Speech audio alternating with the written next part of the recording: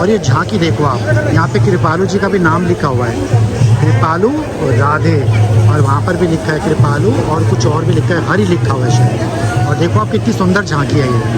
और वहाँ पे ना उधर से पानी भी गिर रहा है, वाटरफॉल बनाया हुआ है इन्होंने। और ये श्री कृष्ण है, और ये जो आप देख रहे हैं ना देवियाँ खड़ी हुई हैं, ये कालिया नाग की पत्नियाँ बताई जाती हैं, जो श्री कृष्ण से एक तरीके से माफ़ी मांग रही हैं कालिया नाग के कर्म के लिए, कि मतलब आप उनको क्षमा कर दीजिए।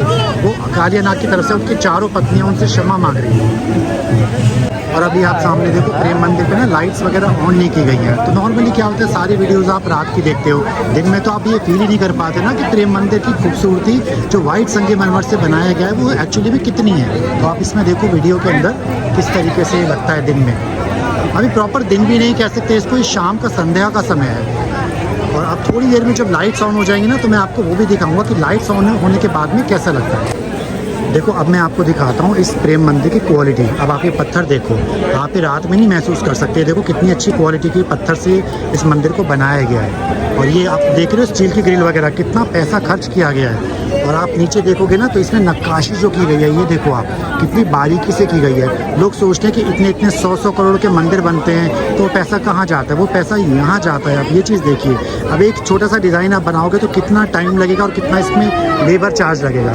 और आप उसको देखो प्रेम मंदिर को, कितना बड़ा मंदिर तैयार किया गया है। और आप ये देखो उसकी नक्काशी देखो आप, तो जो पैसे लगते हैं ना वो इन जगहों पर पैसे लगते हैं जो आमतौर पे पब्लिक को दिखाई नहीं देते। और देखो साथ में मैं आपको इंट्रोड्यूस करवाता हूँ प्रतीक से, प्रतीक बजाज।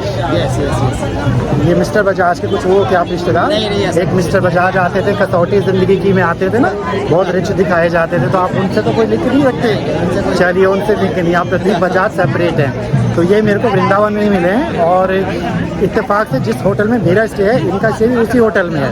राइट? कोई गलत इन्फॉर्मेशन तो नहीं दिया ना मैंने? आपको कैसा लग रहा है वृंदावन का एक्सपीरियंस शेयर करो। बहुत अच्छा, बहुत अच्छा। अगर किसी ने भी अपनी स्पिरिचुअल जर्नी शुरू करनी हो तो Vrindavan is the best place to start with, and you will feel the divine power here. अच्छा, feel everything that is going spiritual within your body. ठीक है, कुछ वृंदावन का ऐसा बताओ कि जो कि मतलब कहीं और नहीं महसूस किया हो, यहाँ महसूस किया हो। सब कुछ ये ऐसा है कि जो आपको बाहर इस दुनिया में नहीं मिलेगा वो यहाँ पे है। यही मुझे सुनना था, क्योंकि आमतौर पे लोग बोलते हैं हमें प्रेम मंदिर अच्छा लगा, हमें वो अच्छा लगा, लेकिन वो समझ नहीं पाते कि जो वृंदावन में मिलेगा उनको वो उनको कहीं भी नहीं मिलेगा, कहीं भी नहीं। इसी के साथ बोलो ना एक बार राधे राधे राधे राधे राधे राधे। चलते हुए जा रहे हैं और देखो कितनी भीड़ है। आज जब ये ब्लॉग शूट हो रहा है ना, तो आज सैटरडे का दिन है। आज सैटरडे है ना प्रतीक? यस। हाँ, तो हरियाली तीज कल है, हरियाली तीज ना, संडे। कल कितनी भीड़ होगी, एक्सपेक्ट कर सकते हो कुछ? बहुत ज़्यादा, इससे मतलब इससे डबल होगी। इससे डबल होगी। आए फर्स्ट टाइम हो वृंदावन, पता पूरा है। मैं यार मजाक कर रहा हूँ, लेकिन वो देखने से ही पता चल रहा है कि आज सैटरडे को इतनी ज़्यादा पब्लिक है, तो संडे को कितनी होगी। और अब मैं आपको दिखाता हूँ पहले यहाँ पे जो होने वाला फाउंटेन शो।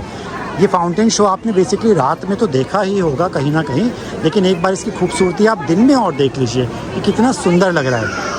और उसको मैं आपको ना अभी पास से ले जा करके दिखाऊंगा। पहले आप यहाँ पे कर लीजिए इस लीला के दर्शन। देखिए इस लीला के बारे में मैं आपको इतना ही कहूँगा कि इसमें दिखाया गया है कि वन का एरिया है जहाँ पर श्री कृष्ण और बलराम गैयाओं को चराने के लिए आए हुए हैं। आप देखिए उनके साथ में उनके ग्वाल वाल सब साथ में खड़े हुए हैं, और वो एक पेड़ के नीचे विश्राम कर रहे हैं, छाया के नीचे। और जितनी भी गैया हैं वो सब उनको देख रही हैं कितने प्यार से और कितने स्नेह के साथ। और एक गैया वहाँ खड़ी है, वो तो मुड़ करके देख रही है। उसको मैं आपको जूम करके दिखाता हूँ, ध्यान से देखिए।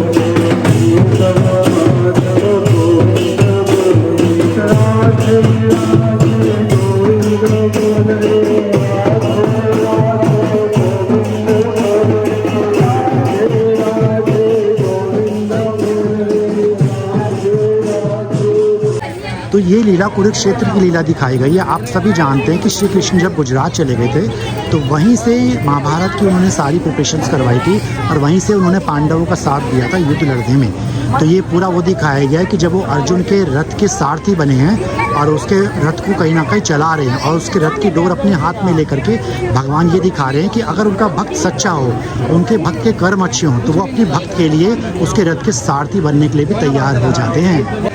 और प्रेम मंदिर में बहुत सारे लोगों को पता नहीं है कि यहाँ पर ना ये बनाया हुआ है इन लोगों ने। यहाँ पर जैसे आपको कुछ चाय वाय पानी चाहिए, कुछ थोड़ा बहुत स्नैक्स खाने हैं, खाना पीना करना है, तो इसमें ना सब कुछ चीज़ें मिलती हैं खाने पीने से रिलेटेड, चाय पानी से रिलेटेड। तो मैं आपको ये भी दिखा देता हूँ। आप कभी प्रेम मंदिर आते हैं तो आप ये मत सोचिएगा कि आपको बाहर से पानी लेना चाहिए था तो आप क्या करेंगे। तो यहाँ पे टोकन सिस्टम समथिंग करके उन्होंने बनाया हुआ है। आप यहाँ पे पेमेंट करें काउंटर पे और अंदर से आपको सब कुछ मिल जाता है। आप देखिए एक बार अंदर का व्यू, आपको किसी चीज़ की यहाँ पर दिक्कत नहीं होगी। अब आप देखो शाम होने का समय हो गया है और प्रेम मंदिर की लाइट्स ऑन होनी स्टार्ट हो गई हैं। अभी पूरी लाइट्स तो नहीं ऑन की गई हैं लेकिन थोड़ी थोड़ी लाइट्स ऑन कर दी हैं। और आप देखो कितना ज़्यादा भक्त आ गए हैं मंदिर के अंदर। सैटरडे संडे को तो आमतौर पर वृंदावन में यही हालत होती है। ये एक तरीके की एक बेसिक लीला दिखाई गई है श्री कृष्ण का उन सभी गोपियों के साथ, क्योंकि नॉर्मली लोग सोचते हैं कि श्री कृष्ण सिर्फ राधा रानी को ही सम्मान देते हैं। ऐसा कुछ नहीं है। उन्होंने इस लीला में ये दिखाया है कि अगर सच्चे मन से गोपियाँ उन्हें स्मरण करती हैं, उनको याद करती हैं, तो वो अपने अनेकों रूप प्रकट करके सभी गोपियों के साथ में नृत्य करते हैं। तो एक आपको नई चीज़ यहाँ पर दिखाता हूँ। ये बहुत ही कम लोगों ने आपको दिखाया होगा और बहुत ही कम लोगों ने देखा भी होगा। आप में से देखा है किसी ने यहाँ पर कि प्रेम मंदिर में एक बहुत बड़ा शिवलिंग यहाँ पे इस तरीके से इनकी एक झांकी बनाई गई है, प्रतिमा बनाई गई है। मैं आपको दिखाता हूँ, देखो। और सब लोग यहाँ पर भी ना फ़ोटो क्लिक करवा रहे हैं इनके साथ। और अभी अभी जस्ट प्रेम मंदिर की लाइट्स ऑन हुई हैं और colours back to back change होने स्टार्ट हो गए हैं। अब पता नहीं आपको वीडियो के अंदर क्लियर समझ में आ रहा है नहीं आ रहा है, लेकिन ये सामने से देखने में अल्टीमेट एक्सपीरियंस लग रहा है, एकदम डिवाइन लग रहा है। एक तो आप देखो भी पूरी रात नहीं हुई है, बादल नज़र आ रहे होंगे आपको हल्के हल्के, और उसके बीच में ये ऐसा लग रहा है जैसे गोलोक धाम प्रकट हो गया है। तो अब मैं आपको दिखाता हूँ श्री कृष्ण द्वारा रची गई गोवर्धन लीला।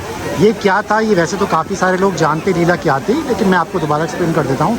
जब इंद्र देवता को अभिमान हो गया था कि मेरी ताकत असीमित है, और वो एक तरीके से अपने मन में धारणा बना के बैठे थे कि ब्रिजवासी जो हैं वो तो मेरी सेवा करेंगे करेंगे, है ना। तो तब श्री कृष्ण ने उनका अभिमान तोड़ने के लिए एक लीला रची थी। तो उन्होंने ब्रिजवासियों को बोला था कि आप इंद्रदेव की पूजा ना करें, आप गोवर्धन की पूजा करें। तो उनसे पूछा गया कि गोवर्धन की पूजा क्यों करें। तो उन्होंने कहा इंद्र आपको क्या देते हैं, उनका तो काम है वर्षा करना, वो उनका दायित्व है, लेकिन जो गोवर्धन पर्वत है वो आपको आपकी गैयाओं को चरने के लिए घास देता है, वृक्ष देता है, फल देता है, तो आप इसकी पूजा करें। तो जब उनकी पूजा की गई तो इस चीज़ से कुपित होकर के इंद्रदेव ने 7 दिन 7 रातों तक लगातार वर्षा की थी। तो ठाकुर जी ने तब अपनी उल्टे हाथ की ये छोटी वाली उंगली पे ही इस पर्वत को उठा लिया था। और एक बहुत इंपॉर्टेंट इन्फॉर्मेशन मैं आपको बताता हूँ जो हर सनातनी को पता होना चाहिए, लेकिन आधे से ज़्यादा लोगों को पता ही नहीं होता। आप में से किसी को पता है इस 56 भोग ठाकुर जी को क्यों लगाए जाते हैं? मैं आपको उसका उत्तर देता हूँ अगर नहीं पता है तो। एक्चुअली हुआ क्या था कि ठाकुर जी ने 7 दिन 7 रातों तक गोवर्धन पर्वत को उठाए रखा था। तो यशोदा मैया को ये लगा कि मैं तो कान्हा को दिन में 8 बार भोग लगाती थी, 4 पहर दिन के, 4 पहर रात के, तो एक दिन के हो गए 8 पहर। उस 8 पहर को कैलकुलेट करते हुए यशोदा जी ने यही हिसाब लगाया कि एक दिन में जब 8 पहर में खिलाती थी तो 7 दिन के हिसाब से 56 पहर का भोग हो गया कि नहीं हो गया। तो उन्होंने वो 56 भोग ठाकुर जी को खिलाया, चाहे वो थोड़ा ही खिलाया, लेकिन उन्होंने 56 प्रकार के व्यंजन ये खिला के अपने आप को सुनिश्चित किया कि उन्होंने ठाकुर जी को 7 दिनों का भोग खिला दिया है। तो तब से ये प्रथा चल पड़ी थी कि ठाकुर जी को 56 भोग खिलाया जाएगा, क्योंकि यशोदा मैया ने अपने श्री कृष्ण को 56 प्रकार के व्यंजन खिलाए थे, 56 भोग खिलाया था।